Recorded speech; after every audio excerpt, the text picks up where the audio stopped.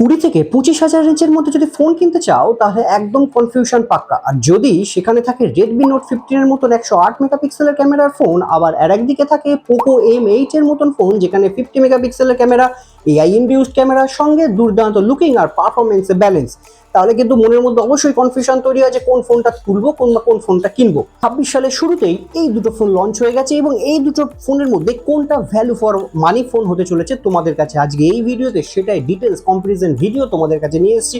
কে কার দিক থেকে এগিয়ে, কোনটা বেস্ট, কোনটা একটু কমে যাচ্ছে, কোনটা তোমাদের ফোন ভালো হতে পারে বা তোমাদের চাহিদা অনুযায়ী কোন ফোনটা বেস্ট হতে পারে, সেই ভিডিও নিয়ে আজকে এই দুটো ফোনের কম্পারিজন ভিডিও। আশা করি ভিডিওটা তোমাদের হেল্পফুল হবে, ভালো লাগবে। আগামী দিন আমার চ্যানেল ভিডিওগুলো পাওয়ার জন্য অবশ্যই চ্যানেলটিকে সাবস্ক্রাইব করে রেখো, আর এই ভিডিওটা ভালো লাগলে লাইক শেয়ার কমেন্ট করতে কিন্তু অবশ্যই ভুলো না। চলো ভিডিওটা শুরু করে দিই। প্রথমে ডিজাইন অ্যান্ড বিল্ড কোয়ালিটির দিক থেকে শুরু করি। দুটো ফোনের ওজনই মোটামুটি 178 থেকে 190 গ্রামের আশেপাশে।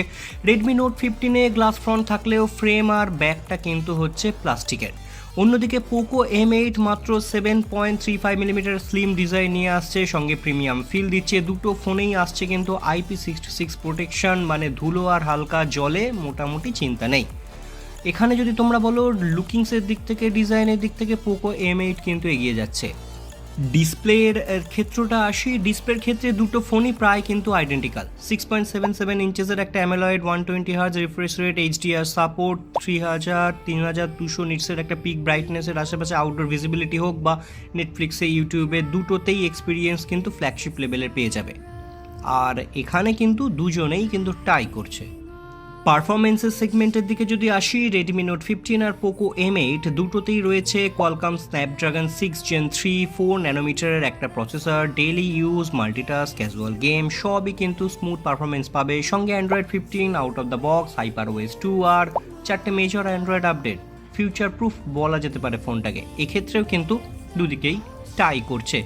ক্যামেরা সেগমেন্ট বিগ ডিফারেন্স এখানে কিন্তু একটা রয়েছে, এখানেই আসল গেমটা চেঞ্জ হচ্ছে। রেডমি নোট 15 নিয়ে এসছে 108 মেগাপিক্সেলের OIS camera, photo sharp, detail বেশি, লো লাইটে একটা অ্যাডভান্টেজ পাওয়া যায়। পোকো M8-এ কিন্তু আছে আবার 50 মেগাপিক্সেলের dual AI camera, daily shot ভালো, কিন্তু ক্যামেরা সেন্ট্রিক ইউজারদের জন্য রেডমি কিছুটা এগিয়ে থাকছে। AI ফিচার্সের জন্য আবার 50 মেগাপিক্সেলের ক্যামেরা হওয়া সত্ত্বেও এখানে কিছুটা ছবি কিন্তু প্রসেস হয়ে যায়। ব্যাটারি সেগমেন্ট দুটো ফোনই ম্যাসিভ না হলেও 5520 মিলি অ্যাম্পিয়ার একটা silicon carbon battery set up তোমরা দেখতে পাচ্ছ। 45 ওয়াটের ফাস্ট চার্জিংয়ের সঙ্গে 18 ওয়াটের রিভার্স চার্জিং।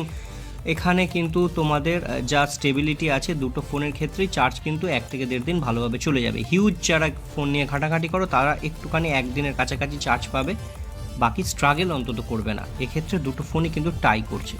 আচ্ছা, এবার প্রাইস সেগমেন্টের দিকে আসি। ক্যামেরা, ফটোগ্রাফি সব কিছুর দিক থেকে রেডমি নোট 15 এগিয়ে থাকছে, কিন্তু স্লিম আর স্টেডি র্যাম, স্টোরেজ, ব্যালেন্স, পারফরমেন্সের দিক থেকে পোকো M8 কিছুটা এগিয়ে থাকছে। তবে দুটো ফোনেই কিন্তু চয়েস তোমাদের ওপরই, কারণ দুটো ফোনের বাজেট কিন্তু একটু হলে 19-20। একটা পোকো M8 পাবে 18,999-এ, সব কার্ড ফার্ড অ্যাপ্লাই করলে আরও কিছুটা সস্তা হবে। রেডমি নোট 15 যেটা আছে সেটা পাবে হচ্ছে 24,999, কার্ড ফার্ড অ্যাপ্লাই করলে আরও 1.5 থেকে 2,000 টাকা দাম কিন্তু তোমরা কম পাবে।